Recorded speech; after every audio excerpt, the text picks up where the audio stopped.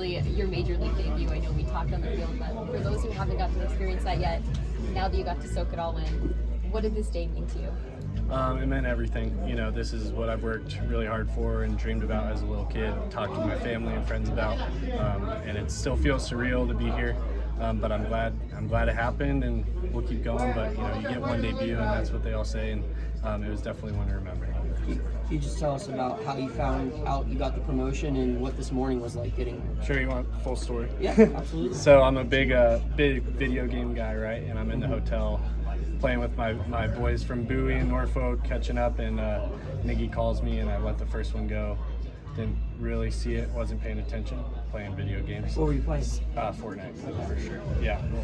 Second one, I'm like, okay, I see it. Give me 1 sec, guys. He says, hey, you didn't come to my office. I was like, you didn't tell me to come to the office. I'm in the hotel. He's like, oh my gosh. Okay, well, do you want to play tomorrow? Basically is what he said. If you're going to play tomorrow, you got to hit a home run. And I was like, all right, play me. We'll see if I can hit another one. He said, would you rather do it in Toledo or Pittsburgh? And I was like, oh, Pittsburgh. He said, then get here and pack your stuff because you got to go. So, he's always a little playful with how he tells guys. I found out. But it was cool. So walked from the hotel to the Mud Hens locker room and packed everything up and left this morning. Let's go through your mind when you're making the drive. I'm sure a lot of memories of all the baseball games you played, all the trips to the batting cages and everything. Definitely. Yeah. I made a lot of calls this morning because last night was pretty hectic. And I basically said, hey, guys, I would love to have you here, but it's at 1:30. Good luck getting to Pittsburgh. But just wanted to let you know. So reached out to family, friends, and people who have supported me, outside of immediate family and everything. And that took a lot of time. Just got to talk with some people on the phone that I haven't, had an extended conversation with in a while. Listen to music to try to ease the nerves, but as it got closer, you can feel it in your stomach. 30 miles away, it starts getting a little tighter. But yeah, once that first pitch happened, you're playing baseball again, and it was a lot of fun. Is this your first time ever being in Pittsburgh? Yes. Yeah. So cool city. Got to explore it for sure. What was it like to just be able to make such an immediate impact there with that catch in the first inning? It was fun. It's nice to have good netting here. You don't have that in all the minor league parks. So yeah, ball goes up, and as an outfielder, you just go catch it, and that's all I did, just with a first base glove, and the wall and net happened to be there. But yeah, good to get the first one out of the way, and pop flies, I'm a little more accustomed to those. So first one, that was, kind of nice. What was it like to find out you were playing first base? You spent a lot of time in the outfield as well. Yeah, it was not necessarily a surprise because down in Indy and then Norfolk earlier this year, I was playing first. So I knew it was a possibility, but if you told me I would play first base in my major league debut last year, I'd say you're crazy, right? So there's that little bit of expecting the unexpected, right? Everybody's debut, they say, isn't exactly how you expect it to go.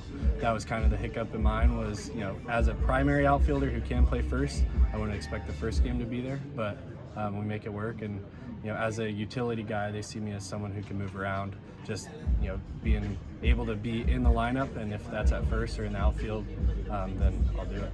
Did you have to make a trade for the ball, and where is it going? Don't know. I did not make the trade. Someone did that for me. Little kid Kevin caught it, so signed a ball and took some pictures with him and told him flag me down next time he's at the game.